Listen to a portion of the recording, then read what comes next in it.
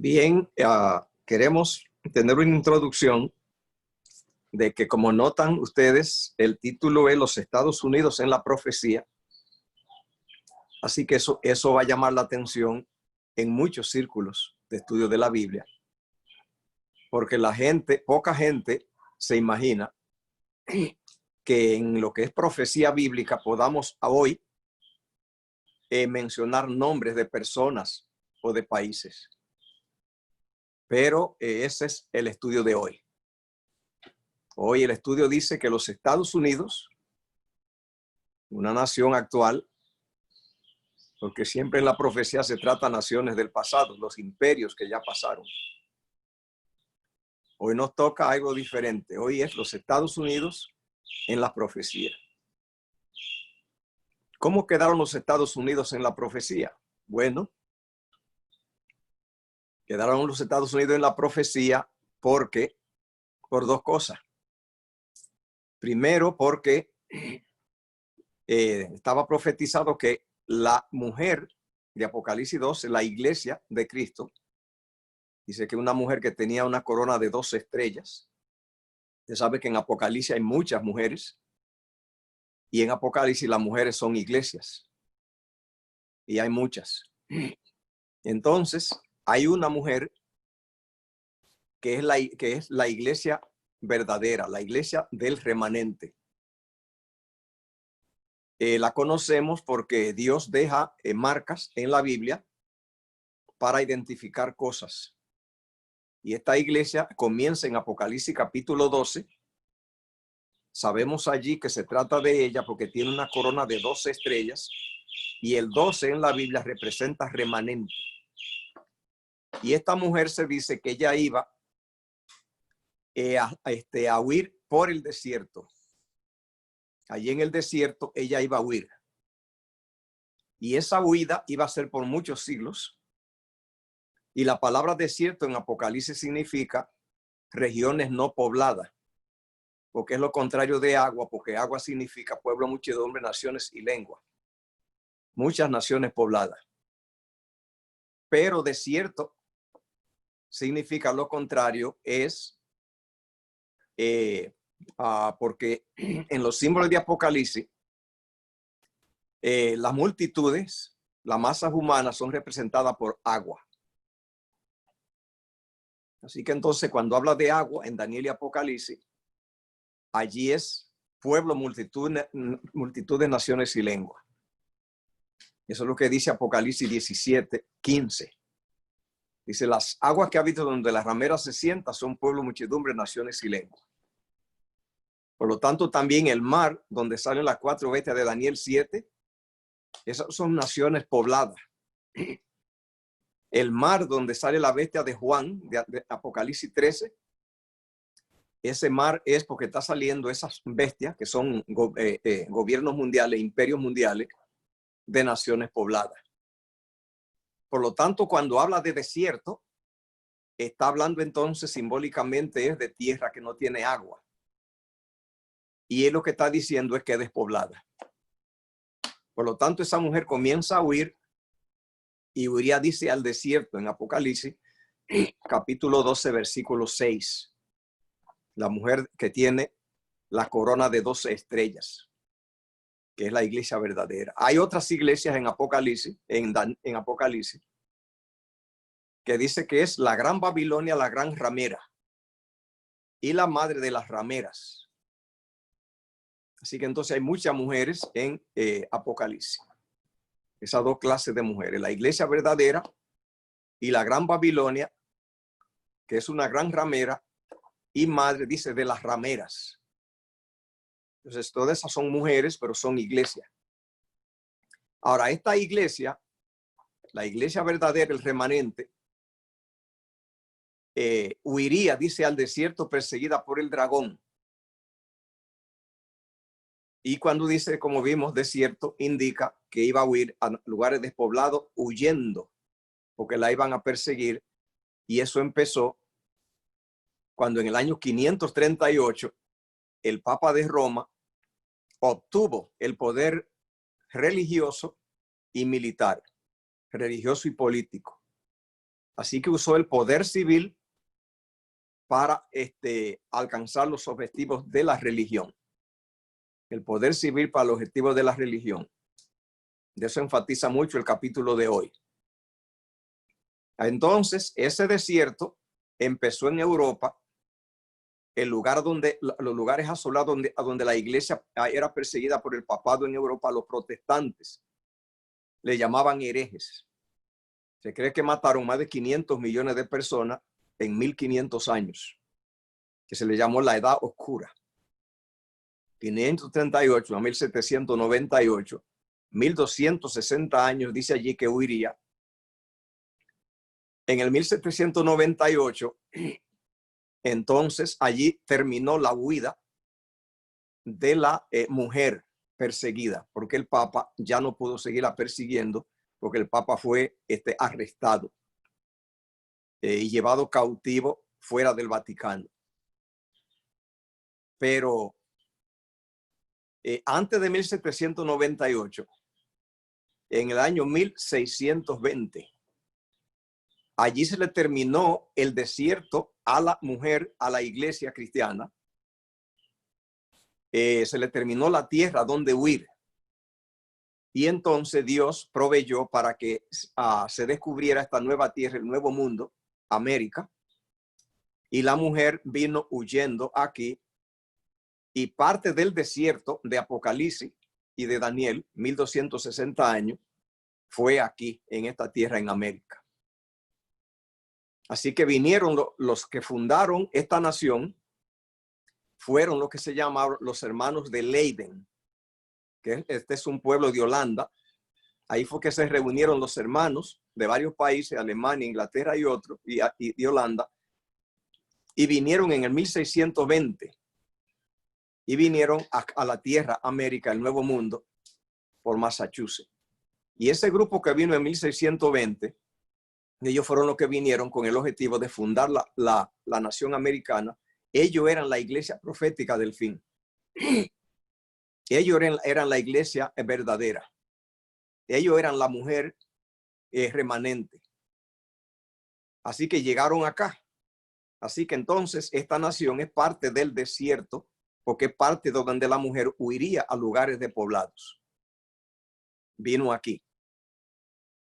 Así que notan ustedes que de los 1260 años que comenzaron en el 538 y terminaron en 1798, como ellos llegaron aquí en 1620, de 1600 a 1798, ya ves que más de 100 años que le tocó de desierto a la mujer huyendo acá en los Estados Unidos. Entonces, al estudiar la profecía tiene que saber que aquí se está hablando en la profecía de Apocalipsis, está Estados Unidos, está América. Está América, tiene que saberlo. ¿Dónde está? Vamos a verlo, por ejemplo, en Apocalipsis, capítulo 12. ¿A dónde está Estados Unidos? Porque va a sonar interesante y extraño para mucha gente que diga que América, Estados Unidos está acá, pero sí está. Aquí dice, por ejemplo, en Apocalipsis capítulo 12, dice así. Dice de la siguiente manera. Dice así. Se le dieron a la mujer las dos alas de la gran águila, Apocalipsis 12:14, para que huyera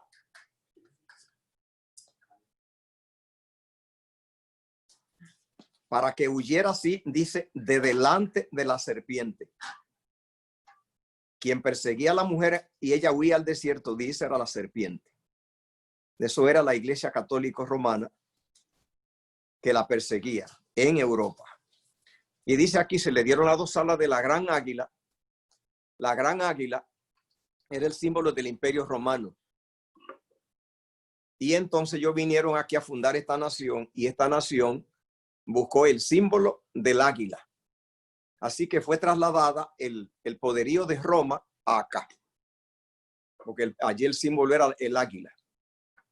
Y esta se fundó con ese símbolo del águila. Esa es las alas de la gran águila. Dice, para que volase de delante de la serpiente al desierto. Este desierto aquí no es el lugar desolado en Europa. Esa huida con las alas de la gran águila al desierto es volando a América. Ese desierto de Apocalipsis 12:14 es América. Dice, a un lugar donde es sustentada, dice, por un tiempo y la mitad de un tiempo. No dice que pasó todo ese tiempo aquí, pero ese tiempo, parte de él, más de 100 años, le tocó acá.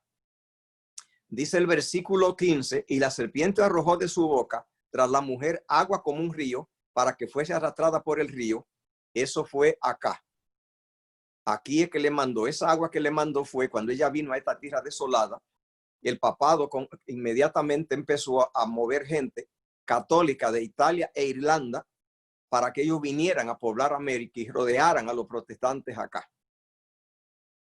Dice, pero la tierra ayudó a la mujer, pues la tierra abrió su boca y tragó el río.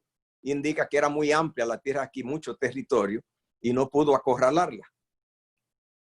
Entonces dice el 17, entonces el dragón se llenó de ira contra la mujer. Esa llenada de ira contra la mujer pasa aquí en América. Dice, y se fue a hacer guerra contra la descendencia de ella, con el resto de la descendencia de ella. Ese resto de la descendencia de ella, dice allí, son los que guardan los mandamientos de Dios y tienen el testimonio de Jesucristo. Indica que la mujer fue alcanzada por la serpiente. Y la serpiente la secuestró, la alcanzó, la tomó. Lo que se escapó de ella, de la mujer, fue que se desprendió un pedacito. Dice el resto de la descendencia, un resto que había en ella. No la mujer. La mujer fue alcanzada. Esa mujer que llegó aquí alcanzada es el protestantismo cristiano norteamericano que se llama el falso profeta. En eso se convirtió la mujer que huía. Excepto, dice, un resto de la descendencia de la que guarda los mandamientos son los adventistas del séptimo día. Entonces, cuando vamos a Apocalipsis capítulo 17, mire lo que dice Apocalipsis 17. Apocalipsis 17 dice así. Entonces vino uno de los 7 a la que tenía las 7 copas y habló conmigo diciendo, ve acá, te muestra la sentencia contra la gran ramera.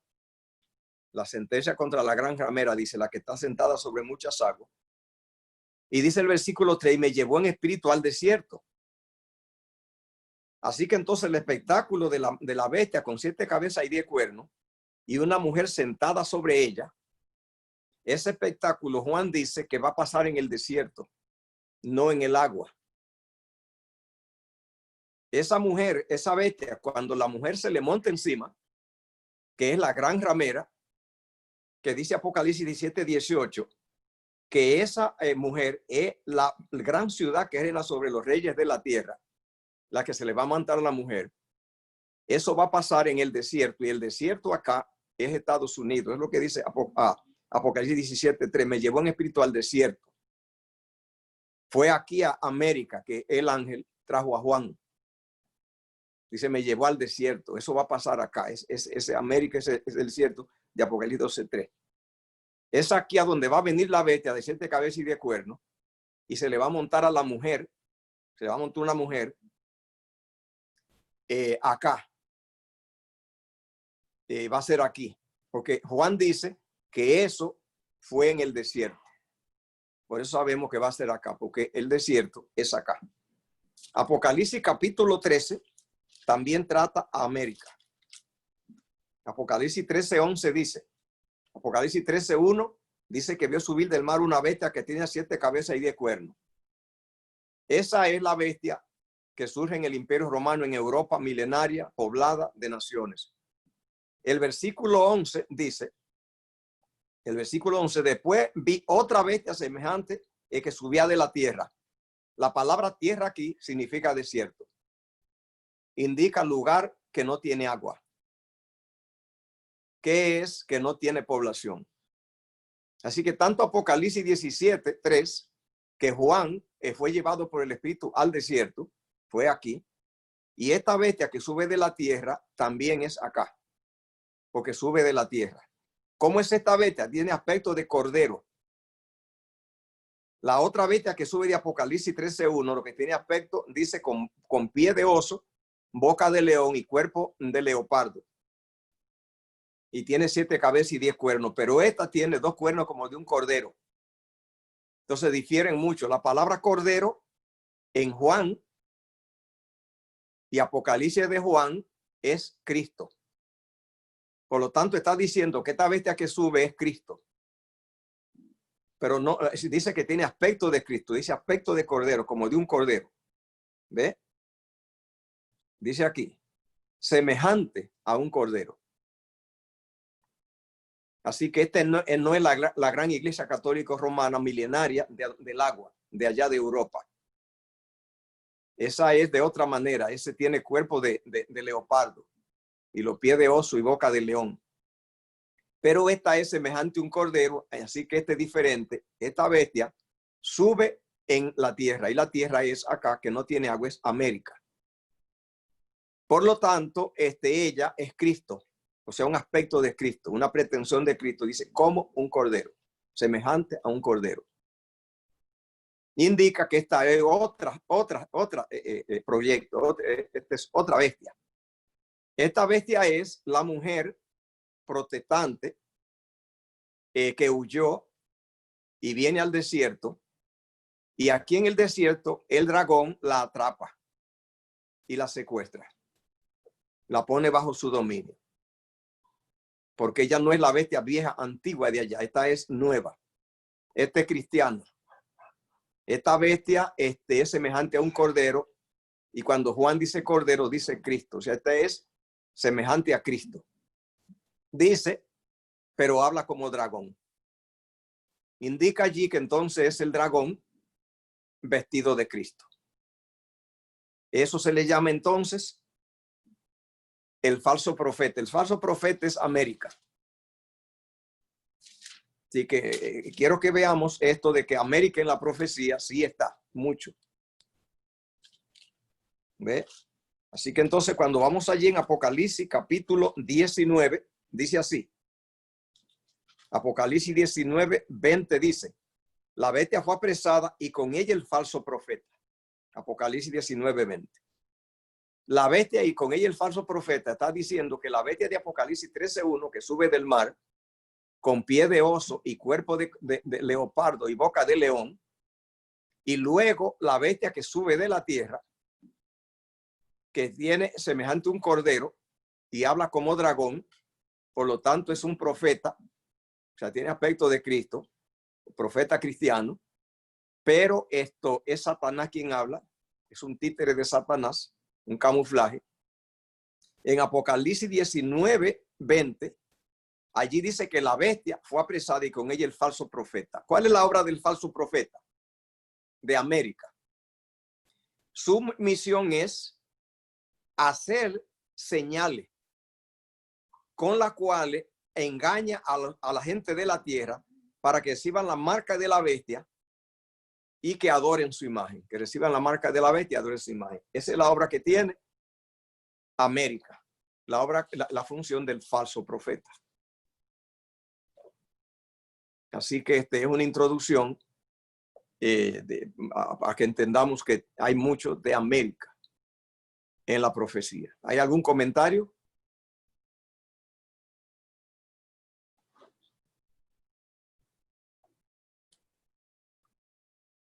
¿Usted leyó algo? Díganos cualquier cosa que usted leyó y captó. Todo es bienvenido. Lo que a mí me llamó la atención es que esta tierra de libertad, que un grupo guardaron los mandamientos, pero después se unieron para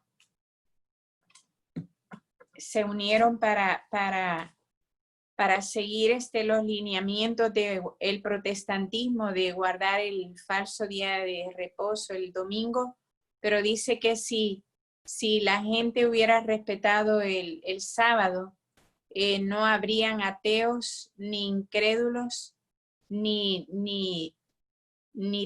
apóstatas, sino que todos estarían adorando al Señor. Es muy, muy profundo y muy impresionante lo que menciona ahí en este capítulo. ¿Alguien más? Una pregunta, pastor. ¿Cuál va a ser el rol de los Estados Unidos en este último tiempo? Bueno, el rol de los Estados Unidos en el último tiempo, voy a leer algo aquí del libro El conflicto de los siglos, esbozando a grandes rasgos qué es lo que el capítulo dice. Y lo que dice aquí es de que la ley de Dios es eterna. Y Cristo, cuando vino, la estableció, la defendió. Pero poquito tiempo después, unas décadas después, la iglesia, lo dice aquí el libro, cayó en apostasía. Y entonces pasaron miles de años a donde los cristianos se les fue de la mano la verdad. No tenían la verdad. Pero ahora, en el tiempo del juicio que comenzó en 1844, hasta el cierre de la gracia, el juicio profético del fin, la ley, hay un pueblo que Dios le encomendó que tiene que sacar el sábado, dice, de los escombros del pasado. Y esa es la misión de la Iglesia Adventista del Séptimo Día. Y además de eso, los cristianos de este país, ellos, cuando el movimiento adventista comience a ser importante, ellos van a comenzar a tomar medidas violentas contra los que guardan los mandamientos de Dios, y va a haber persecución, porque se va a usar el que la iglesia haga uso del poder militar, policial, político. Y aquí se va a hacer eso en los Estados Unidos. Estados Unidos es la herramienta del papado, la herramienta del Vaticano para establecer persecución en contra de los que no estén de acuerdo con las ideas de ellos. Hasta el punto de que se decretará no solamente cárcel, multa, pero muerte. Y todo eso va a desencadenarse acá y se va a consumar en los Estados Unidos y se va a difundir por el mundo entero una persecución promovida desde los Estados Unidos al mundo.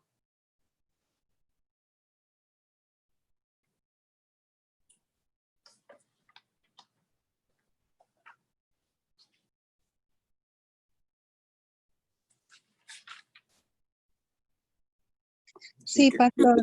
Dice aquí que me llamó mucho la atención cómo este grupo de personas que habían estado esperando la venida del Señor y después de que no vino y siguieron estudiando para ver en qué ellos habían errado en lo que habían entendido de la escritura, y llegaron al entendimiento entonces del santuario celestial del que habla no solamente el libro de Hebreos, sino en Apocalipsis también. Se dice que se abrió una puerta en el templo del cielo, y entonces, y que se vio el arca del pacto. Entonces, fue así como ellos llegaron al entendimiento de que el sábado, que estaba en los mandamientos, empezaron a investigar cómo es que, por qué se aguardaba ahora el domingo, ¿verdad? Y descubrieron que no había en la escritura ninguna indicación de que Dios hubiese cambiado el día, y entonces investigaron el origen del día que se guardaba y aceptaron.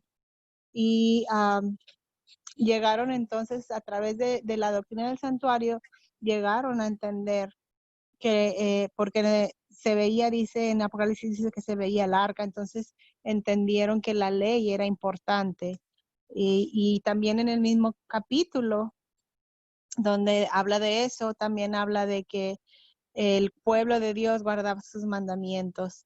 Entonces ellos aceptaron el sábado, lo desenterraron, como dice usted, algo que en ese momento nadie, en ninguna iglesia protestante, ¿verdad?, guardaba este día. Y cuando se predicó este mensaje al mundo, dice que lo que usted estaba comentando ahorita, y por eso hago este comentario, que va a haber mucha violencia y como una respuesta violenta al guardar el sábado.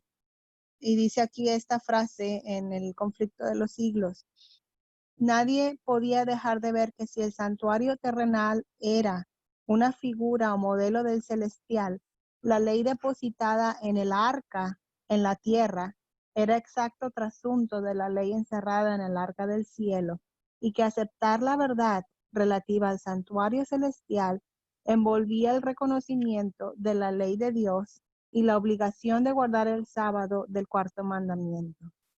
Y dice, en esto estribaba el secreto de la oposición violenta y resuelta que se le hizo a la exposición armoniosa de las Escrituras que revelaban el servicio desempeñado por Cristo en el santuario celestial.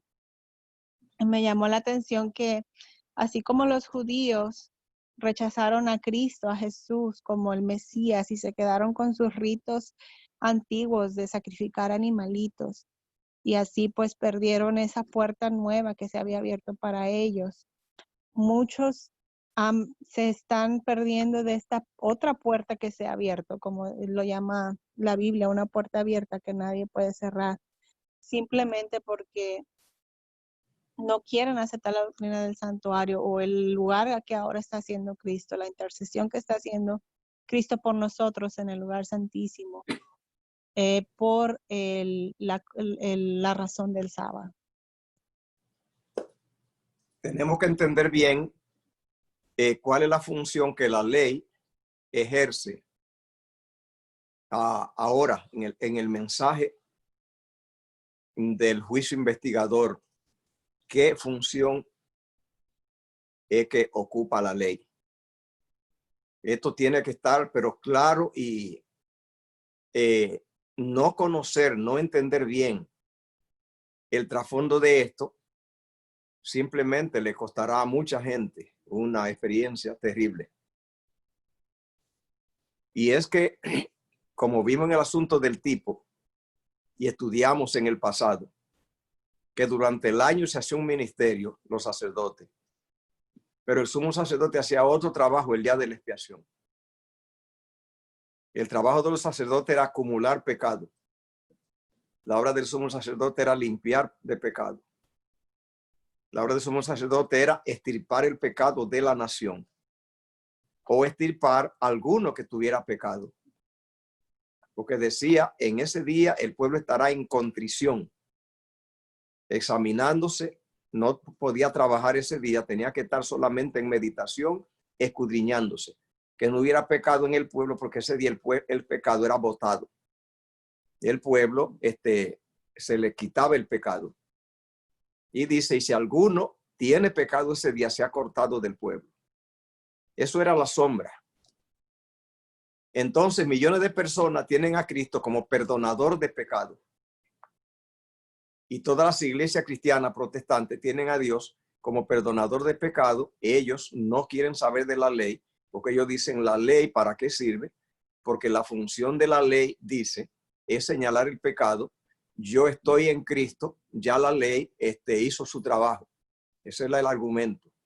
Ellos dicen, ya la ley hizo su trabajo. Recuerde bien esto. Usted le dice, ¿qué pasó con la ley? Dice, no, ya no. La ley ya me enseñó el pecado. Ya yo fui a Cristo. Ya la ley terminó, porque ya la ley me entregó al sitio donde yo tenía que llegar. Esa es la creencia. Eso es casi verdad. Es verdad que la ley, la función es señalar el pecado y que yo busque a Cristo. Y es bueno que sepamos que esa es la creencia en la cual se bajan los protestantes que no aceptan la ley. Que ellos dicen, no, no me traiga ley. Ya yo la ley la conocí el pecado y vine a Cristo y yo vivo en Cristo. Él está manejando mi pecado. Eso es bonito. Y ese es el evangelio. El problema es que en el día de la expiación hay otro elemento en ese menú. Ese menú es verdad y es bueno y es excelente. Que la ley hizo así. Su trabajo fue mostrar el pecado. Lo conozco y vine a Cristo. Ya la ley terminó, porque ya la ley nos lleva a Cristo, dice Gálatas. Usted le presenta la ley a cualquiera y dice, no, yo supe de ella, la ley ya me dijo cómo era y me llevó a Cristo. Ya en Cristo ahora ya yo trabajo, ya yo no necesito la ley. Hasta allí, como repito, es bonito. ¿Cuál es el ingrediente que falta allí? Que con esa actitud ellos están haciendo la obra que se hacía durante el año. La de que Cristo simplemente, yo soy pecador, voy a Cristo y Cristo se encarga de mi pecado. Lo que pasó en 1844 en adelante es que allí el ingrediente es que allí ya Cristo no va a ser el que trabaja pecado, el que lleva pecados, sino que Cristo allí, a la obra ahora que él añade es que él viene ahora a extirpar el pecado del pueblo. Y para eso se necesita la ley como para los otros. La ley servía para que me diga que es pecado y voy a Cristo. Pero cuando la ley ahora viene a ser implantada en el corazón, que es que el pecado ahora, Cristo ya no se va a quedar para siempre perdonándome pecado. Porque esa no es la meta que Dios tiene con Cristo. Que Él me perdone mis pecados para siempre. La meta última que Dios tiene con Cristo es que Cristo extirpe el pecado. Y el día de la expiación, ese día, no se acumula pecado, no se trabaja pecado, se bota el pecado. Ahí es a donde los protestantes entonces quedarán en una trampa, porque ellos tenían el Cristo que brega con pecado, pero el Cristo que extirparía el pecado. Ahí entonces la ley tiene que ser implantada porque tiene que ser escrita en el corazón. Esa es la promesa, pondré mi ley en el corazón y no me olvidaré más de sus pecados, no me recordaré más de sus pecados. Esa ley puesta y olvidarse de los pecados no es decir, mira, yo me encargo de ellos, vete a dormir a tu casa. Es que el pecado sea eliminado para siempre. Es el día de la expiación. Ese es lo que está ocurriendo ahora. ¿Ve? Así que tenemos que saber eso y entonces hay un problema. Como ellos cometieron el error de que el sábado se les escapó de la mano, Satanás trabajó y los engañó y el sábado ellos no saben cuándo lo perdieron. Ellos dicen el sábado fue abolido, fue cambiado. Escuche, querido, y es verdad, el sábado fue abolido y fue cambiado. Así que cuando ellos dicen eso, usted lo dice, es verdad. El problema es quién lo hizo. Ahí es a donde está la situación. Usted le dice, lo hizo la iglesia. Ellos dicen, si lo hizo la iglesia está correcto. La iglesia simplemente llegó a una conclusión y usted le dice, hay problema, porque el plan de Dios no era que la iglesia llegara a conclusiones y tomara medidas. Y ahí es que se queda la discusión. ¿Cuál es el argumento de ello? La iglesia encontró que Cristo resucitó el primer día y la iglesia cree y le ve luz, se ve que es bueno celebrar mejor el primer día de la semana. ¿Cuál es el detallito oculto? Que quien lo hizo fue la iglesia. Ahí es donde Satanás lo va a engañar. A la iglesia no se le ha dado permiso para que cambie, para que tome medidas. Esa no es la función de la iglesia. Sentarse para ella, elaborar doctrinas. El problema es que Dios dice que violar los mandamientos es pecado. Y ellos dicen que el mandamiento del sábado no está vigente y quedarán en una trampa porque Dios sigue diciendo que es pecado y ellos diciendo que no tiene importancia y que van a quedar mal parados en el juicio. Porque número uno, ni ellos piensan en el juicio en extirpación, sino en un Salvador que resuelva pecado. Y número 2, hay un mandamiento que Dios reclama que hay que obedecer y que es pecado, que ellos dicen que no está en la agenda. Así que entonces, el día que se encuentren con Dios, van a tener una mala experiencia porque Dios le va a decir, mira, hay un pecado que no resolvieron. ¿Y cuál? Bueno, todos los mandamientos son pecados, representan pecado. El cuarto mandamiento representaba un pecado. Y ustedes lo quitaron de la lista.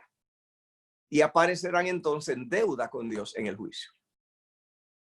Es el problema que pasa ahora. Entonces, esa es la discusión que está tratando el capítulo ahora, hoy. La importancia del sábado, enfatizándolo tanto porque es el problema que hay ahora con el mundo cristiano y los adventistas del séptimo día y el juicio investigador. ¿Hay algún comentario? Sí, pastor. Interesante que mismos líderes de ellos han publicado, como George Eliot y A.E. Waffle y otros más, y ellos dicen, bueno, parece ser que no hay evidencia bíblica. Esto está interesante, que el sábado fue cambiado. Y entonces la misma iglesia popular, católica romana, dice que ellos tienen más poder porque ¿quién es más grande? ¿El que establece la ley o el que la puede cambiar? Bueno, se interpreta que el que puede cambiar la ley es más grande que la ley. Y ellos dicen, nosotros la hemos cambiado.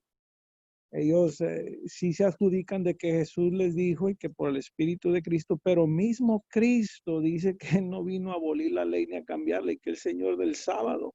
Y vemos que en Apocalipsis, Isaías y otros profetas ven que en el futuro se va a seguir guardando ese mismo sábado. No hay un nuevo día. La misma expresión de Jesús, ¿verdad? Que si me amáis, guardad mis mandamientos. Entonces parece que los protestantes perdimos, y nosotros somos protestantes también, pero queremos conocer toda la verdad y no quedarnos en los 1500 o 1600, sino seguir avanzando. Entre más luz Dios nos da, ir aceptando esa luz bíblica celestial.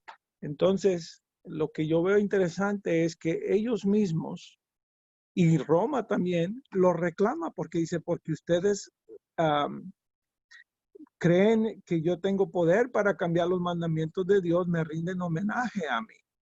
Y parece ser que nos hemos olvidado de la Biblia y solo la Biblia debería ser nuestro vivir, nuestro comer, nuestro andar. La Biblia y solo la Biblia, la Escritura y solo la Escritura.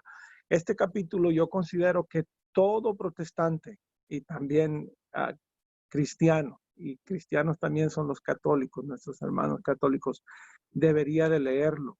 Esto es historia bíblica. Esto es verdad para que se entienda cómo fue cambiada la ley y qué pretende el papado y esa bestia joven.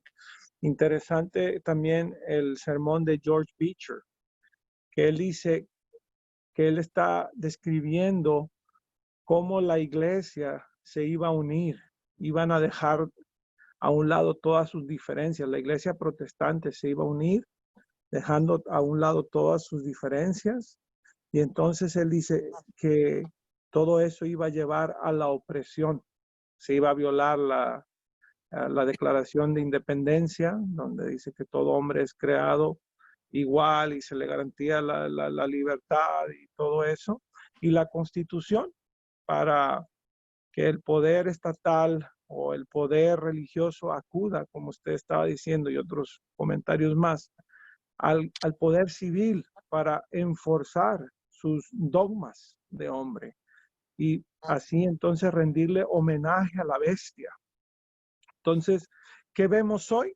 Vemos exactamente lo que hace más de 170 años, este Beecher anunció, que él dice que se están uniendo las iglesias y que dice él, un concilio más, una junta más, una convención más, una alianza más, y entonces va a haber un credo universal. Y es donde se vuelve entonces la religión se vuelve intolerante al que no acepta esas dogmas de la bestia y será perseguido. Eso me llamó la atención, que esto ya está pasando hace más de, no sé, hace siglos, pero los protestantes cristianos, digamos cristianos, todos los que somos, que creemos en Cristo, estamos dormidos. Y digo, estamos dormidos aún la iglesia adventista. No podemos adjudicarnos más crédito, porque aún teniendo toda esta verdad, veo yo que estamos dormidos. Mi oración es que Dios nos despierte a todos y poder vivir en esta luz que Él nos ha dado. Que no seamos, como se dice, descuidados, ni que nos dé por igual si leemos o no, si nos unimos con Cristo, si oramos, que le busquemos de todo corazón.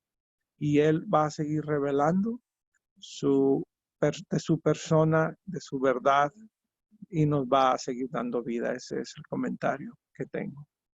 Amén. En la página 498 enfatiza eso. Dice, cuando las iglesias principales de los Estados Unidos, uniéndose en puntos comunes de doctrina, influyan sobre el Estado para que imponga los decretos y las instituciones de ellas, entonces la América protestante habrá formado una imagen de la jerarquía romana y la inflicción de penas civiles contra los disidentes vendrá de por sí sola.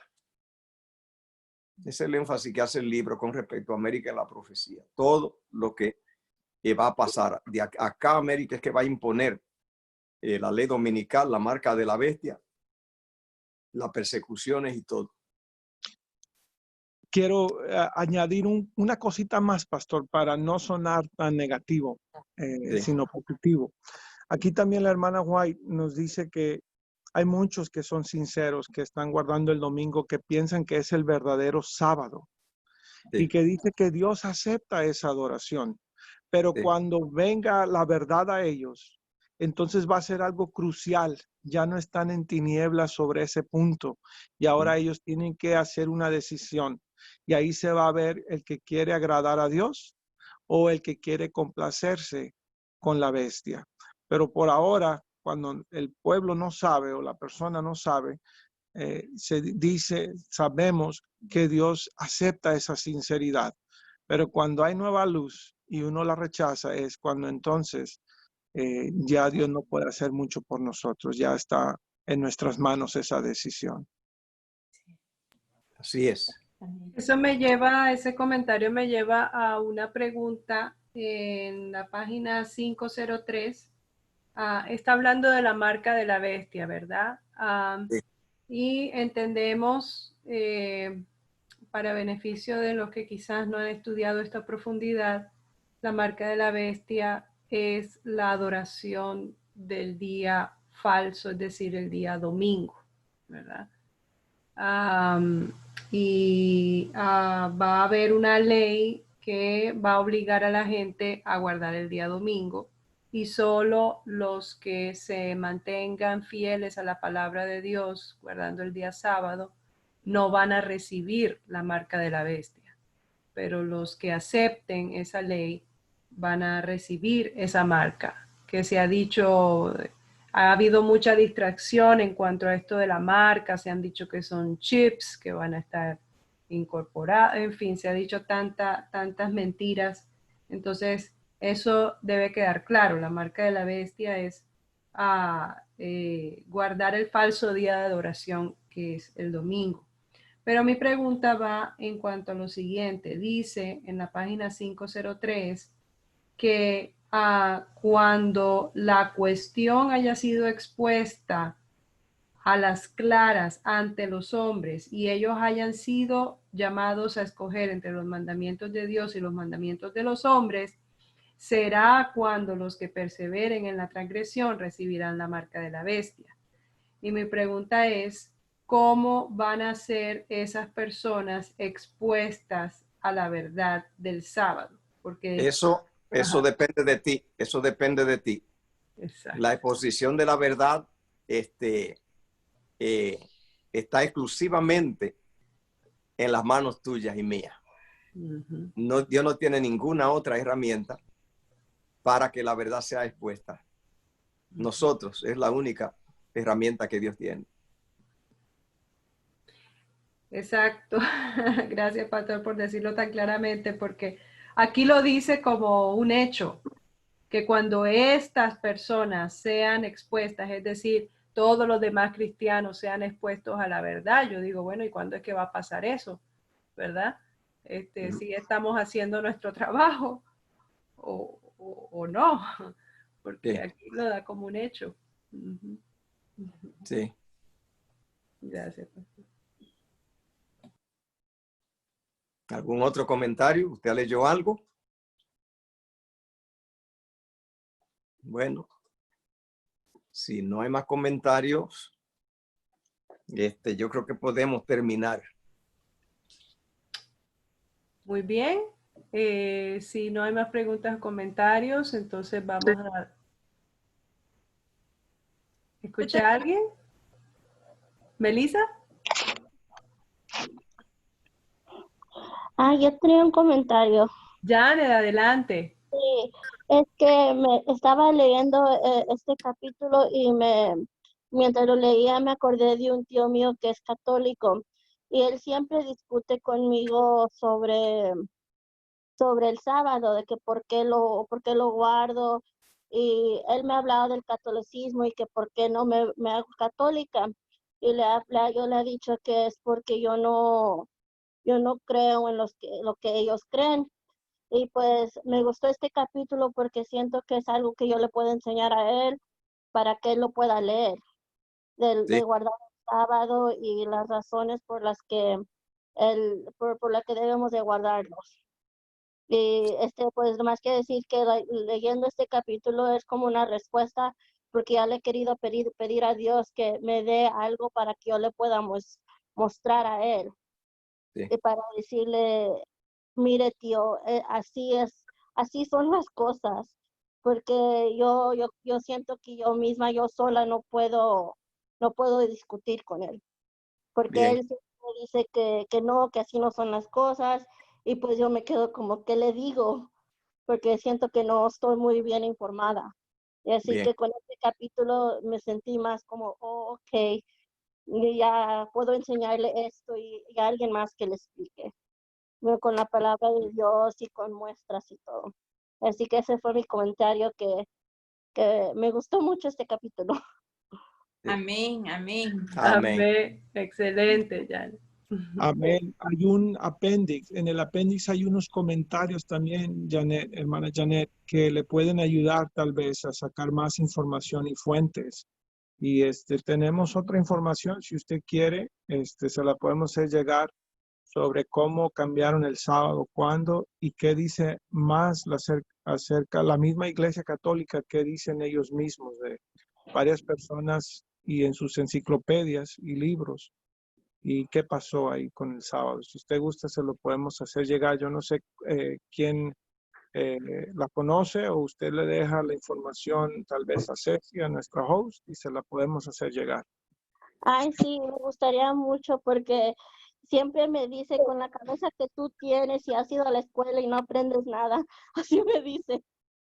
Bueno, yo le puedo mandar unos documentos. Este capítulo, como he dicho, creo que todos los cristianos deberíamos de leerlo, tenerlo bien en claro, pero hay otras fuentes que nos pueden ampliar si las personas necesitan más.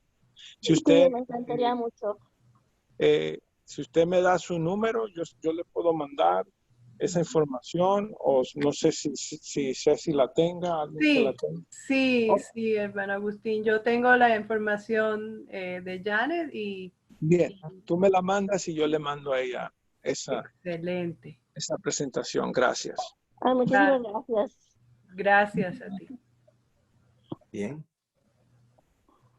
Si Yo no hay más tengo, comentarios.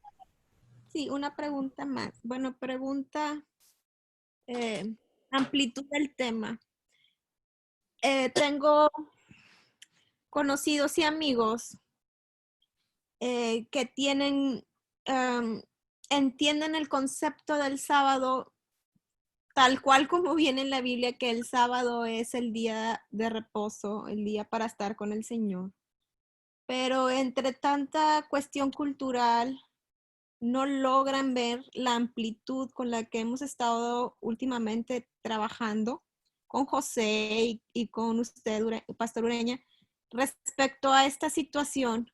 Entonces creo que se quedan como, yo estoy bien así, o más bien lo puedo notar como dos tipos de objetivos en esta vida. El objetivo principal o el camino, vamos a decirlo así, es conocer de Dios y que Jesús vino a salvarnos, a morir por nosotros para darnos vida eterna.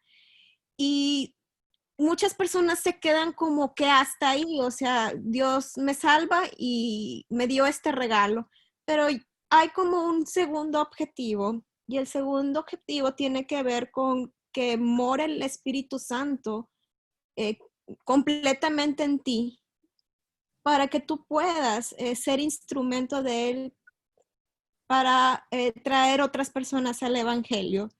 Y eso pues ayuda principalmente a tu persona, por lo que hemos visto de que nuestra mente está enferma, ¿verdad? De pecado, enferma literalmente. Y pues al transformarnos con la ayuda del Espíritu Santo, pues es quitarnos esa mente que no era el original de Dios. Entonces, ¿cómo podemos combatir ese tipo de ideas donde Dios me vino a salvar, es el regalo y ya hasta ahí? Porque eso me va a ayudar a ser feliz en esta tierra y pues al final de cuentas voy a tener vida eterna, algo así. Y no que vean la magnitud de lo que es que Dios mora en ti completamente. Bueno, eso está en tus manos. Tú tienes que simplemente orar para que eso ocurra. El único instrumento que Dios tiene para que pase eso eres tú. O sea, no existe otra manera más que lo que por testimonio podemos No hay más. dar. No hay más. Esa es la palabra correcta. Dice, se ha predicado tu evangelio, dice, por testimonio. Dios no tiene más nada, solo el testimonio, solo. Ok, gracias, pastor. Bien. Bien, si no hay más. Pastor, ¿podría explicar esa palabra testimonio? Porque muchos crecimos con la idea de que el testimonio era una vida, que la gente pudiera observar en ti una vida, digamos como el pueblo de Israel, que si ellos guardaban la ley, las otras naciones iban a ver qué nación tan grande y entendida es esta. Y yo creo que es parte de, pero creo que va más allá, porque también cuando se habla, por decir, el testimonio de Jesús, Apocalipsis dice que es el espíritu de la profecía es dar un mensaje de Dios, ¿verdad?, a las personas, es profetizar y también viene de testigo y hablar de nuestra experiencia, ¿correcto? Entonces, solo para aclarar que dar testimonio pues, es mucho más abarcante que solamente llevar una vida, digamos, correcta ante la sociedad. Bueno, los judíos tenían una vida correcta ante la sociedad. Los fariseos eran personas que simplemente, la palabra fariseo significa apartado. Y fueron un fracaso en la religión. Por otro lado, a Cristo se le llama el testigo fiel y verdadero. Entonces Cristo se dice que era el testigo fiel y verdadero. ¿Qué testimonio dio Cristo? Pero eso es lo que él hizo, testificar. En Hebreos, capítulo 11, allí nosotros podemos, en Hebreos 11:4, saber también qué es testimonio. con la ofrenda de Abel. Dice, por la fe Abel ofreció a Dios más excelente sacrificio que Caín, por lo cual alcanzó testimonio, dando Dios testimonio. Tienen que trabajar con esos dos conceptos, dando Dios testimonio, alcanzó testimonio. Eso es, si se consigue allí ese concepto, tenemos ya la explicación. Allí no está hablando de una vida correcta de Abel. Allí está hablando de que cuando Dios miró la ofrenda de Abel, la quemó, vino fuego del cielo. Ese es el testimonio, o sea que Dios reaccionó. Dice, Abel alcanzó testimonio. ¿Quién lo dio? Dice, Dios lo dio el testimonio. Ese testimonio de Abel es lo que identificó la falencia de la ofrenda de Caín, que Dios no dio testimonio. O sea, en la Biblia el testimonio lo da Dios.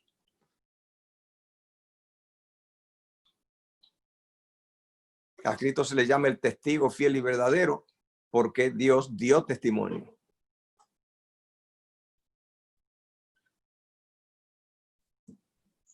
¿Cómo se ve esto en el tiempo del fin con los... Igual. Dios es el mismo, no cambia nada. Como pasaba en la antigüedad, sigue sin ningún cambio. Usted ve que cuando esas ofrendas venía fuego del cielo y la quemaba, el Pentecostés es lo mismo. El fuego siguió igual. Lo que vino allí el Espíritu Santo sobre ellos, en lenguas repartidas como de fuego, fue el fuego que quemaba los sacrificios, que se llamaba la Shekinah o Santa Shekinah, manifestación visible de Dios. El Espíritu Santo allí podía venir como lo hace todo el tiempo, que nadie lo ve. Pero como vino en forma de lengua de fuego, era para que se entendiera que era Dios reaccionando, manifestándose. ¿Qué resultado produjo eso? Que se convirtieron 3,000. Eso es siempre, no va a cambiar, el testimonio de la Biblia, es la reacción de Dios.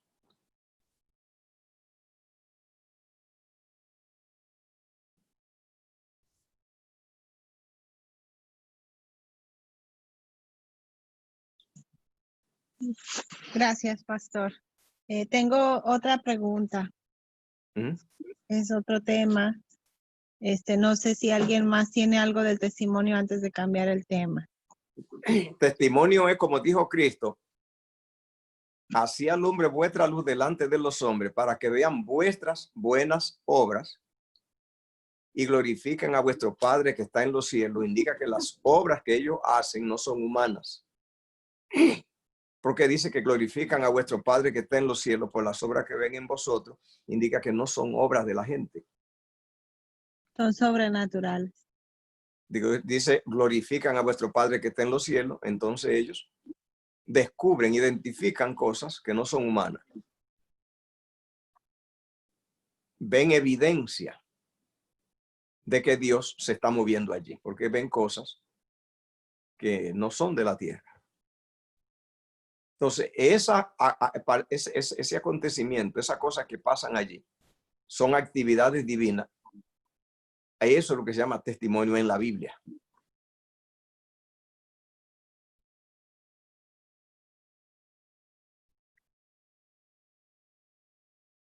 Se refiere entonces, ahí también el testimonio es cuando Jesús dijo, estas señales seguirán a...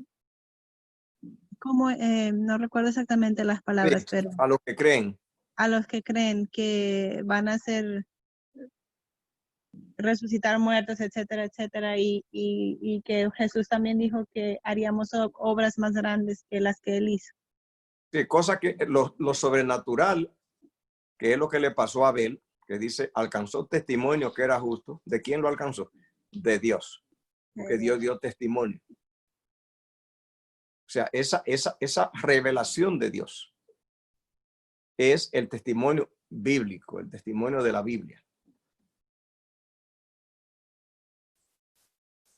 Esteban dio testimonio. ¿Ve? Todos vieron, dice, su rostro como un ángel. Y se ganó a Pablo por su testimonio.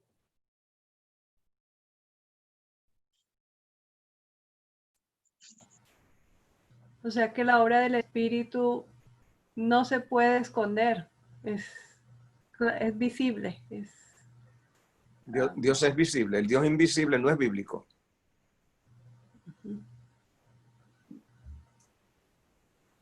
Y pastor, como le comentaba hace rato, mucho tiempo, bueno, yo había creído que el simple hecho de el guardar el sábado era testimonio para los que me veían, digamos, guardando el sábado. Pero el testimonio es la respuesta de Dios para con sus hijos, ¿verdad? Que guardan su ley. Y más bueno, debe haber sido en todo tiempo, pero nosotros no hemos estado listos. Pero en este tiempo, un tiempo que despertemos del dormir, eso, y en la persecución se va a ver cómo Dios obra para con sus hijos. El hecho de que nosotros podemos obedecer los mandamientos, en ello hay mucha actividad divina, mucha. Uh-huh. Se necesita una obra grande de Dios en la vida para sacar al ser humano de la maldad, del mal y del crimen y los vicios y la maldad de la tierra. Y apartarlo del mal. Hay una obra grande que Dios opera. El apartarse del mal y estar obedeciendo es mucha obra de Dios. Amén. Amén. Amén. Amén. Y esa obra es constante, pastor, esa obra no termina, esa obra es creciente. Sí. Esa es la evidencia, ¿no? La evidencia de la obra del Espíritu en nosotros es que estamos, no sé si es adecuado decir estamos haciendo cosas. Sí. Lo único que cuando uno vive solamente la vida apartado del mal, corre el riesgo porque hay muchísima gente que no hace mal por muchísimas razones que pueden no ser salvíficas. Porque existen la filosofía de la moral y los valores morales en el mundo. Y la cultura, y hay culturas de buen comportamiento. Que era lo que le pasaba a los escribas fariseos, que ellos caminaban bien en obediencia. Pero era una cultura y no pasaba de la cultura. Por eso Cristo dijo, si vuestra justicia no es mayor que la de los escribas y los fariseos. Porque ellos andaban rectamente, pero se puede eso solamente por disciplina. Ese es el peligro y la desventaja que tiene el solo la vida apartado del mal, porque se puede hacer sin poder de Dios, solo porque tuvo una buena disciplina. Y por eso es que no tiene tanto impacto. Porque la gente sabe que con una disciplina se puede vivir así. Y por eso Dios quiere que pasen cosas que la gente detecte que no es producto de disciplina.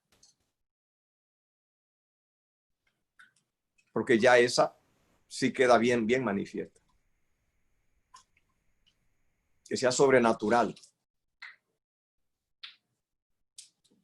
Porque ya esa no deja argumentos. Por eso Cristo, en vez de ser un fariseo, es decir, una persona sin tacha, vio que no era suficiente. Y entonces usó esa batería de milagros.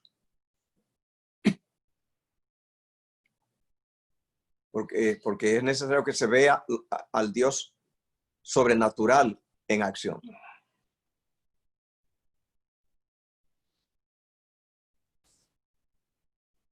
Quiere haciendo un milagro en cantidad. Cuando Cristo fue arrestado, Pedro con la espada le tiró a cortar la cabeza a uno de los guardias y le cortó la oreja. Y Cristo se soltó de la atadura y tomó la oreja y se la pegó.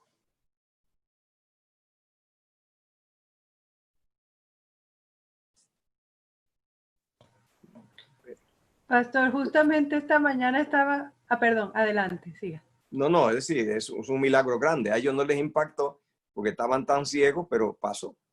Otra cosa que pasó allí es que cuando ellos preguntaron por él, Cristo se le adelantó y le preguntó él, ¿a quién buscáis? Ellos dijeron a Jesús de Nazaret. Y cuando dijo, yo soy, todos rodaron por el suelo, sin excepción.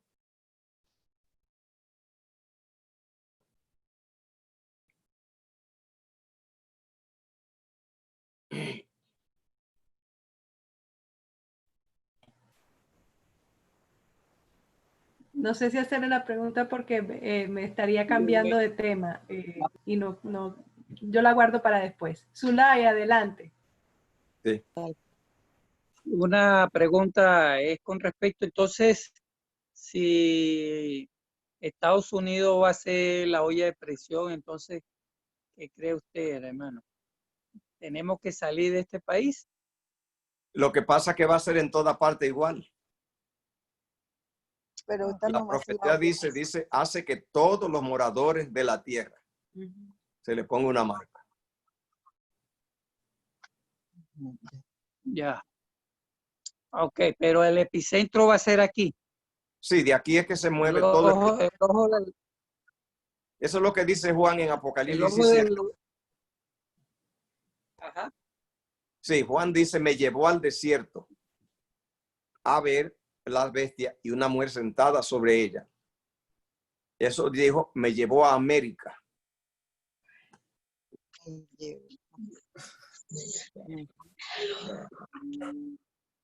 Está bien, gracias. Sí.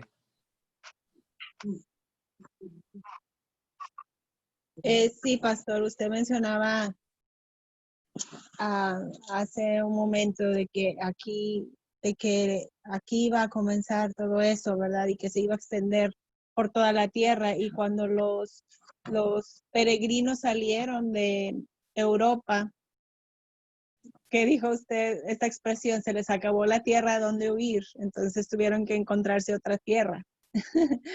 Y me quedé pensando precisamente eso, que otra vez se acabó la tierra donde huir cuando todo esto suceda. Ya Y ya, no hay tierra donde ir, no hay. No. exacto. Y ya se acabó la tierra y entonces tenemos que ir hacia el cielo.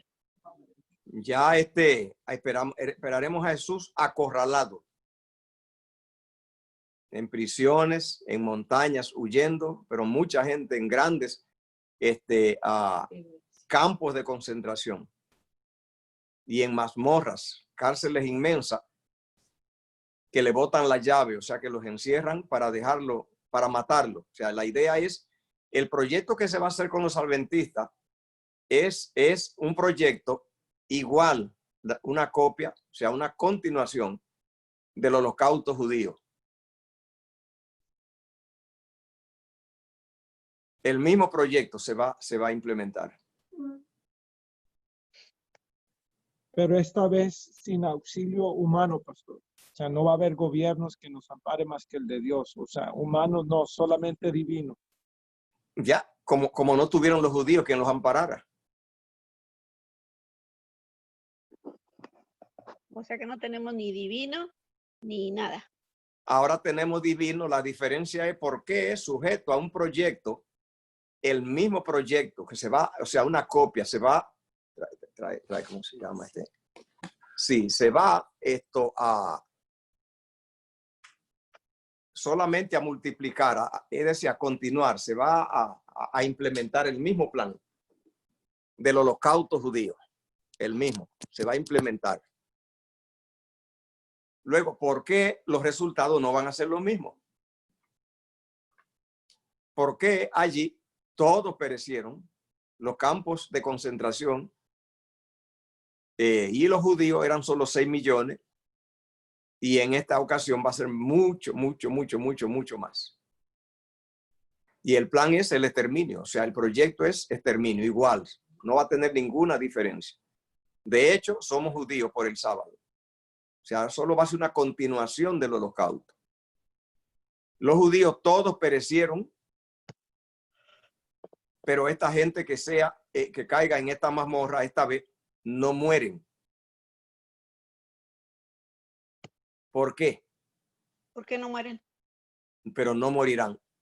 No morirán porque si los judíos hubieran sabido lo que esa gente sabe, ellos no hubieran muerto. Porque lo que hace la diferencia es cuánto sabe de Dios. Ese conocimiento hará la diferencia. Yo eso se lo dije a un judío. Le dije, ¿por qué ustedes siendo el pueblo de Dios y por qué murieron? Porque él me habló de sus profetas. Me dice que tenía profetas. Digo, ¿tienen profetas? Digo, ¿y por qué el profeta no los instruyó y le dio instrucciones con respecto al holocausto? Y quedó en shock.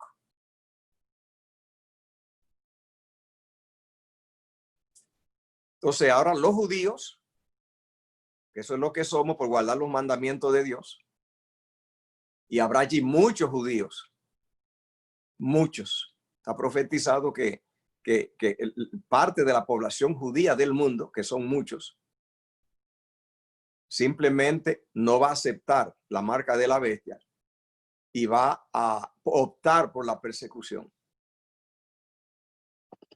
Y se unen. Entonces allí vuelve otra vez el holocausto. Recuerde bien que el holocausto quien lo promovió fue Pío XII. El holocausto es un proyecto de Pío XII, del Papa. Y este que viene es el mismo. O sea, no hay ninguna alteración. Nosotros creemos que el fin está a la puerta, pero ellos no creen lo mismo. Ellos creen que ellos están limpiando de disidentes la tierra para establecer el reino milenial, el reino de 1000 años de paz. Así que el proyecto es el mismo, que era el plan de Hitler, el mismo. Le llaman el pogrom. Era limpiar la tierra de la gente que no era la élite, la raza selecta. Eso es lo mismo. Ahora, los judíos murieron y esta gente en las mismas circunstancias no mueren. ¿Qué hace la diferencia? El conocimiento que tienen de Dios. En caso de que llegue a pasar todo esto aquí en Estados Unidos, porque ya está estipulado, como usted lo dice, que lo dice en la profecía, en la palabra, ¿usted qué planes tiene? No mucho, no mucho. Yo me veo solamente predicando. Y eso es lo que paso el día entero predicando. Me llama gente de todos lados y no veo más allá de la predicación. Lo que veo es que todo se desintegre. No estoy seguro que yo esté en el desenlace último, pero no lo estoy dudando. Por mi edad, pienso, bueno, de repente no duro. Pero el cuadro que tengo del desenlace lo veo tan cerca que no me sorprende si pasa. Porque las cosas van rápido y las condiciones están dadas para un colapso brutal, desastroso, y está a la puerta, está allí en la mesa. Puede pasar en cualquier momento, un desastre universal.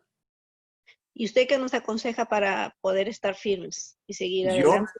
solo le aconsejo, el único consejo es la consagración. La única. Hay mucho consejo bueno, irse al campo, buscar tierra, y hay mucho consejo. Pero ya yo he visto en 50 años que tengo en la iglesia, he visto cientos de grupos haciendo eso, de dejar ciudades y conseguir tierra, y fracasar todos, o casi todos. Destruidos, pierden economía, pierden todo, familia y todo. Sé en qué consiste, por qué fracasaron, porque el consejo ese es bueno. Lo sé porque yo soy del campo. Y yo sé que en el campo se puede vivir bien, que la tierra da todo, porque yo sé vivir allí y he vivido. Pero si ha ido demasiado gente y ha estado confiando en Dios. Y es un peligro confiar en Dios. En las cosas que tiene que hacer usted. ¿Cómo que es un peligro confiar en Dios? En la cosa que tiene que hacer usted. ¿Pero qué cosas? Exacto. Por ejemplo, Dios, cuando creó al hombre que administrara la tierra, le exige que el hombre administre la tierra y le exige que sepa agronomía. Ujú. Y si el hombre se va a administrar la tierra y no sabe agronomía y no sabe sembrar y cultivar y no sabe de estaciones y de cultivo, Dios no hace nada por él. Y eso le pasó a ellos. Pero para eso está el Google. Perdón. Para eso está el Google, ahí viene todo. Ok, hay otras maneras, mucho, la que consigue es buena. Lo que Dios le exige al hombre es que el hombre, Dios no lo creó parásito y no lo va a tratar como parásito, no le va a dar la cosa. Excepto cuando anden huyendo, cuando andemos huyendo, espero estar allí, que ya no hay condiciones humanas, que se va a tirar un decreto como en el Imperio Romano.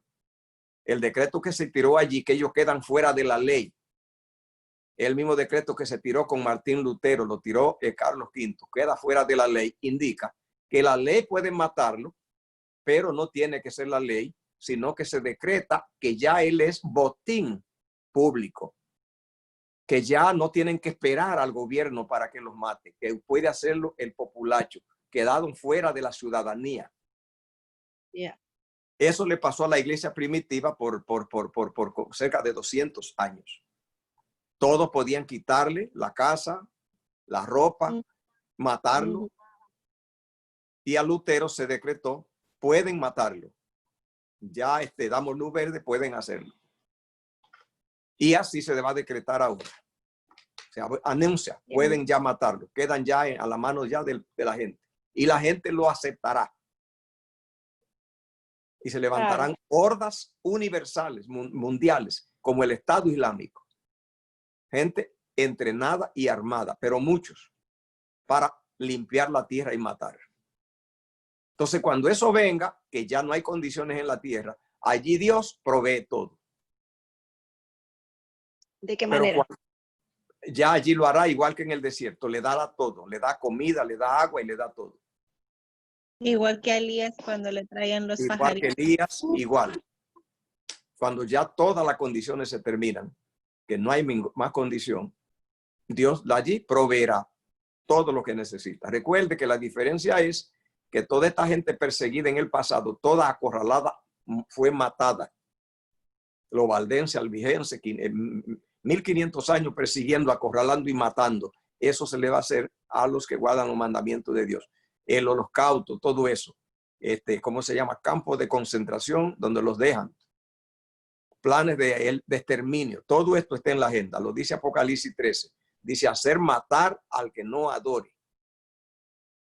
O sea, la orden es de limpieza universal. Hacer matar. ¿Ve? La diferencia es que desde el principio del mundo, comenzando con Abel, los perseguidos morían. Abel, Caín lo mató. Y estos no mueren.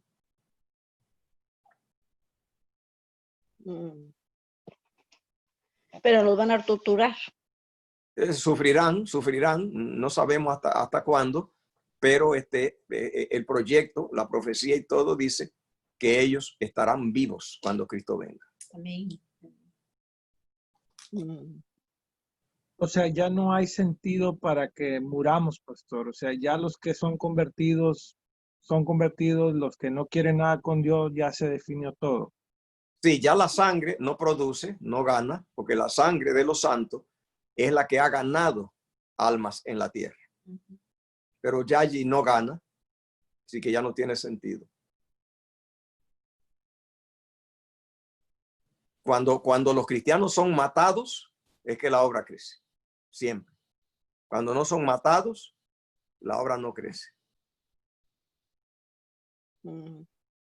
Pero ahora ya no hay gente para ganar. Pero no es solamente eso, no es que solamente no hay alma para ganar. Hay algunos que morirán. Hay algo más. Tendrán un conocimiento de Dios. Eso es lo que va a la última herramienta para que ellos no mueran.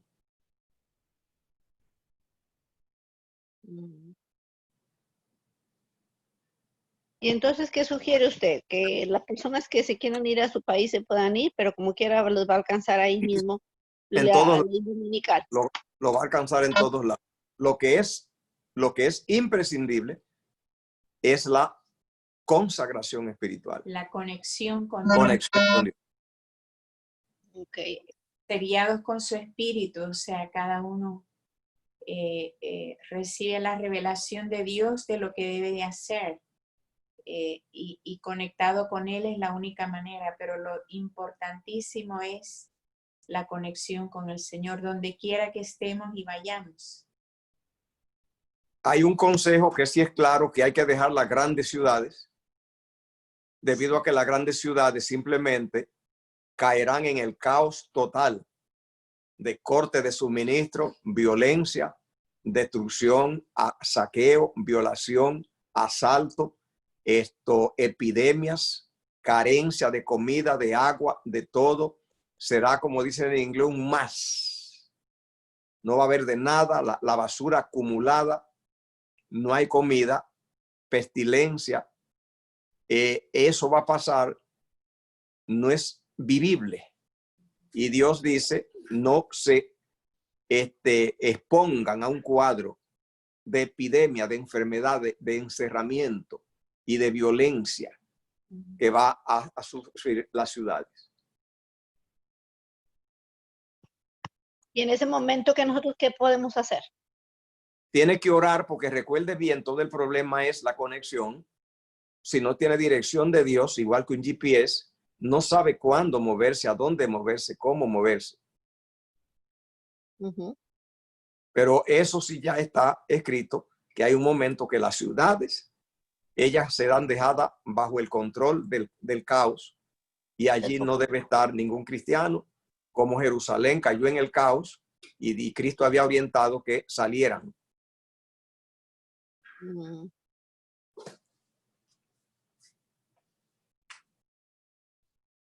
Bueno, No. los medios.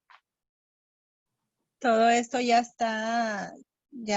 se está viendo, pastor, el espíritu de anti-ley, por decir, esos campamentos donde dicen que no hay ley, ¿verdad? Y que todo funciona bien según ellos, ¿verdad? Y realmente ahora se está apuntalando todo para que haya mucha violencia y mucho caos en las elecciones, no importa quién gane. No importa cuál partido gane, se ha trabajado mucho para que haya mucha animosidad entre los adherentes a cada partido político. Entonces se ve, como usted dice, las cosas vienen rápido, deteriorándose muy rápido hacia allá. Una cosa que usted tiene que captar que está pasando en los Estados Unidos es que en los Estados Unidos, en la campaña política, no se toca a Estados Unidos. Casi. Sino que es lo que Estados Unidos hace con el mundo, con las otras naciones. Eso es lo que le da o le quita voto. Y el político, por voto, buscando los votos, tiene que hacer lo que le pidan. Y cuando ya en Estados Unidos las elecciones no es el bienestar de Estados Unidos, de América, de la casa, poniendo alguna ley que beneficie acá o allá, sino que es que Estados Unidos haga con Rusia, que haga con Venezuela, que haga con Cuba, que haga con China. Y usted tiene que conseguir votos. Eso deja descontrolada a la nación americana en contra de la tierra, la deja indefensa. Porque el voto o exige una acción.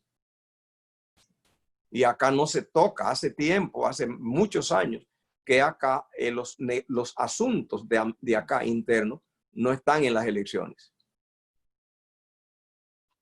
Eso pone al mundo en forma indefensión, vulnerable. Ya. ¿Y qué de cierto hay, pastor, que la Constitución la quieren quitar?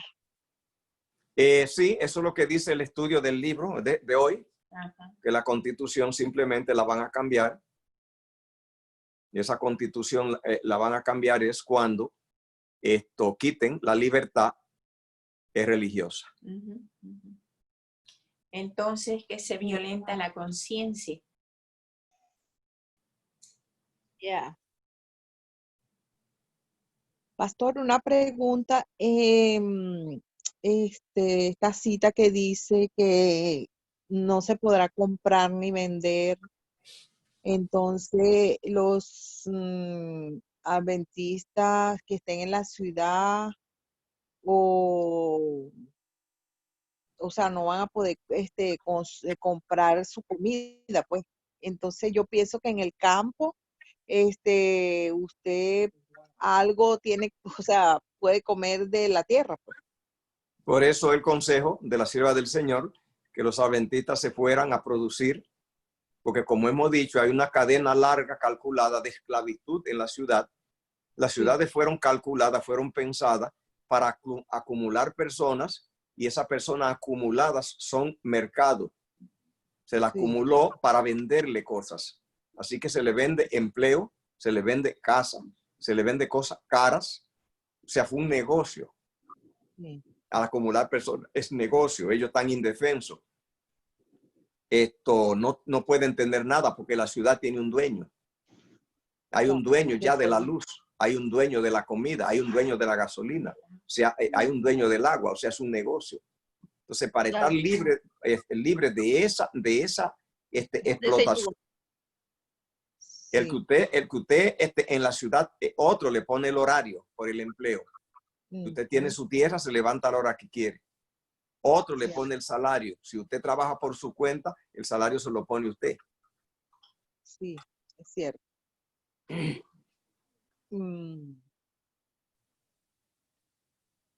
¿Y cómo podemos consagrarnos, pastor? La única manera es conociendo mucho las escrituras para conocer el plan de Dios. Y además de eso, pidiendo. Como Cristo dijo que el Espíritu Santo es el que guía, pero que hay que pedirlo. Ok. O sea que si yo ya he leído la Biblia, volverla a leer nuevamente. Leer todo el tiempo, es muy bueno leer los libros del Espíritu de Profecía porque tienen instrucciones para el fin. Fue escrito justo con instrucciones para el fin. Pero con datos solo de Biblia y de libro, datos solo, no resuelve el problema porque con datos nada más nadie funciona. O sea, hay que tener un tipo de acercamiento a Dios buscando, es decir, que la presencia de Dios obre en la vida. Esa es la que da la victoria. Pero dice usted que leamos los libros de profecía. Los libros, sí, de profecía tienen mucha información sobre Dios e instrucciones para el fin. Muchos consejos sobre la modelación del carácter. Mucha información de cómo Cristo quiere que sea un cristiano, porque es escrito para el pueblo profético del fin. Pero que con datos solo, si usted sale muchos datos solo, no es suficiente, solo porque conoce mucho. Pero pero ¿qué libros de profecía son que usted recomienda? El que estamos viendo ahorita, pero ¿cuáles otros? Hay mucho, por ejemplo. Sí, este libro, El Conflicto, es parte de una colección de 5. Este era un solo libro, un libro que escribió Elena de White, un solo, y salió tan grande que lo dividió en 5. Era solo uno. Cuando ella lo terminó era uno, y era tan grande que entonces vio que tiene que dividirlo, y es una colección de 5. Es la historia del trato de Dios con su pueblo, y desde la creación hasta después del milenio, comentando cómo Dios ha trabajado con los hombres y dando instrucciones e ideas, Dios a través de esos para dirigir la vida. Son 5. ¿Pero cuáles son esos 5 libros? Patriarcas y profetas, profetas y reyes, el deseado de toda la gente, el conflicto de los siglos, Hechos de los apóstoles y el conflicto de los siglos. Es un solo, pero que dividieron en 5 y viene en colecciones. Yo nada más tengo 3. Hermana Leti, lo puede buscar en la Elena G. de White. Si usted tiene la aplicación en su teléfono, ahí están todos los libros. Están gratis en el internet. Sí, también hay PDFs, o puede buscarlos en línea en IDAPA o alguna otra librería. Y por lo regular no son caros. Pastor, una pregunta. Los libros Espíritu de Profecía, entiendo que son 9 volúmenes, algo así. Hay una colección llamada Espíritu de Profecía, que creo que son 9 volúmenes. O algo así, ¿verdad? Muchos volúmenes. ¿Cómo se difiere a estos 5? Estos 5 los he leído y me gustaría, bueno, siempre es muy bueno leer nuestra comunión diaria con el Señor y entender, pero ¿me puede hablar un poquito de esos libros del Espíritu de Profecía? De esos libros Espíritu de Profecía, yo creo que en español, porque ellos no se llaman así en español, Espíritu de Profecía. Es en inglés que le pusieron así. En español yo creo que se llaman Testimonios para la Iglesia.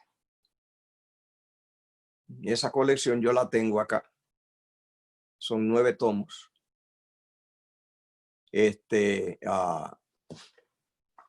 Son consejos para la iglesia. ¿Ve? Y luego, porque ella escribió alrededor de 30 libros. Esas fueron las obras de ella. Pero cotejándolos, van como en 65. Pero originalmente eran como 35, algo así. Y hay uno que se llama, yo tengo acá como 15. Y tengo la colección. Sí. Está Mensaje para los Jóvenes. El hogar cristiano. El hogar adventista se llama el hogar cristiano. Obreros evangélicos. Pastor, Ministerio de Curación. El Ministerio de Curación. Muy precioso para ser ministerio evangelista. Está otro que se llama el Ministerio de Bondad. Y otro se llama Evangelismo, que ese es para predicación, evangelismo. Y hay Joyas de los Testimonios, que son 3 tomos. Consejos sobre la salud. Y hay consejos sobre la salud. Ese Ministerio de Curación me costó muy económico, como $2 por online, y así lo compramos. Palabras de vida del gran maestro es otro, el consejo, el discurso maestro de Jesucristo. Consejo sobre mayordomía. Sí.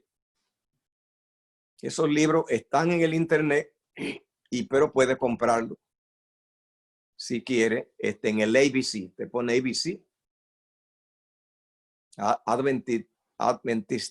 Adventist Book Center.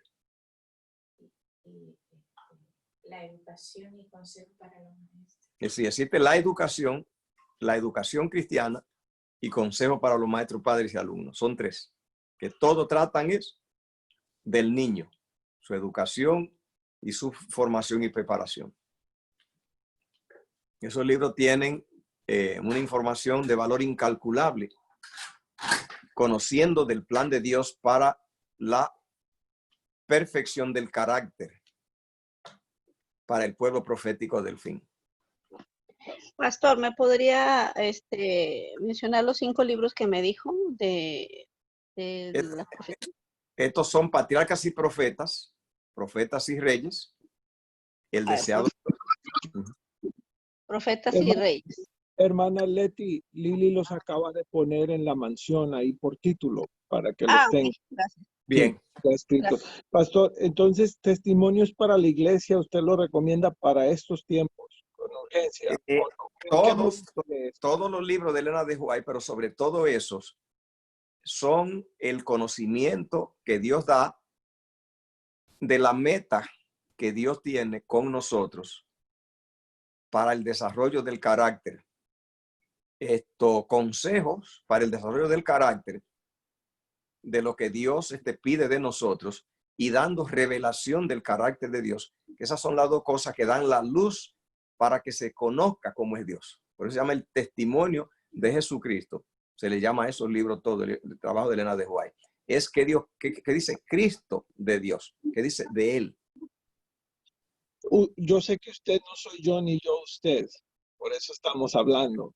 Claro. Y como usted ha leído, yo creo que todos o la mayoría de esos libros y mucho más, si usted estuviera en mis zapatos después de leer El Conflicto y toda esa serie de los 5, ¿a cuál usted iría? Yo sé que la Biblia siempre, pero aparte de la Biblia, buscando digerirla más fácil, ¿a cuál otro libro usted o volumen usted iría? Mire, hay un libro que nosotros tenemos aquí que es un matinal. Son devocionales. ¿De vuelta al hogar? No, este es Mi Vida Hoy, y no la hemos cambiado como por 4 años, ¿no? Del 16. Bien, del 16. No, del 17. Bien, tiene 3 años, no le hemos cambiado.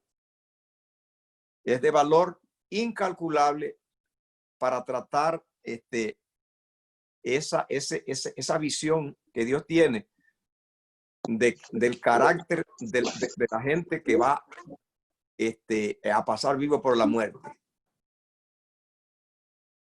Lo que Dios tiene de decirle a ese pueblo profético del fin para el hogar, o sea, es práctico. Mi vida hoy. Mi vida hoy. Gracias. ¿Y es de la iglesia de White? Sí. Ok. Pastor, ¿cómo uno cuando tiene la aplicación de Elena White en el teléfono o no, cómo uno sabe cuáles son compilaciones y cuáles son libros? Allí no hace diferencia, eso tendría que saberlo uno. El Pero prólogo a veces da ideas. uno se da cuenta porque lo que son compilaciones tienen muchas repeticiones. Ya. Se va a dar cuenta que tiene muchas repeticiones, y lo que no son compilaciones van en un sistema progresivo. Bien. Está en inglés. Puedes decir. Gracias. My Life Today está en inglés. Bien. Para los Una que pregunta, Pastor, Sí. una pregunta. Por aquí, usted no sabe aquí en Estados Unidos donde hay un sitio así que sea adventista, que centros, pues, como hay. Allá en Venezuela había o sea, hay un centro de capacitación, y allí fue donde nosotros aprendimos la agricultura.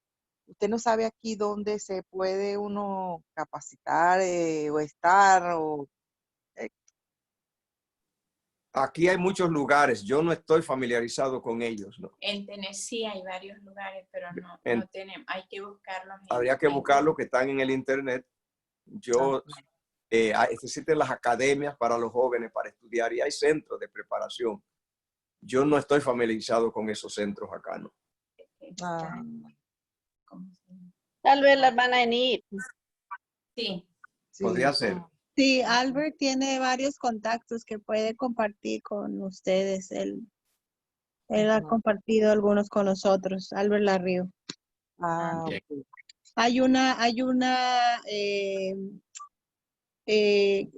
¿cómo se dice? Organización de agricultores adventistas que se reúnen una vez al año, en enero generalmente. Enero va a ser aquí en King, Texas, y van muchos agricultores de todo Estados Unidos adventistas. Algunos de centros. Algunos tienen centros educacionales y comparten mucha información y y cosas, ¿verdad? Lo que pasó con nuestras generaciones es que perdimos, ¿verdad? La habilidad de vivir en el campo. Ya Sí. de unas generaciones para otras, ¿verdad? Eran los abuelos los que sabían y la gente se fue mudando a las ciudades y se fue perdiendo y se está teniendo que volver a aprender todas estas cosas que se desaprendieron. Mucha gente se está mudando al campo y Sí. se ayudan mucho unos entre otros porque no sabemos, se ha perdido el arte de las pequeñas granjas y está renaciendo y hay mucha gente ayudando. Después, Zulay, te mando la página web de esta organización. Ay, O lo voy a gracias, poner ahí porque en la mañana. quisiéramos irnos a esos sitios. Aprender. Ajá. Sí. Gracias, hermanito. Dios la bendiga. Amén.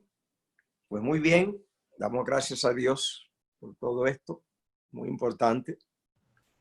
Y pedimos que el Señor nos siga enseñando, instruyendo, dirigiendo, que sigamos creciendo, porque las profecías grandes que otros anhelaron ver, ahora son realidad para nosotros. Amén. Vamos a tener una oración. Padre, grande es tu misericordia, nos ponemos en tu mano, envía tu espíritu. Cuídanos, Señor, llévate esta epidemia que tiene tu mano, auxilia a tantos que sufren. Y a nosotros, cuídanos, provéenos, protégenos. En el nombre de Jesús. Amén. Amén.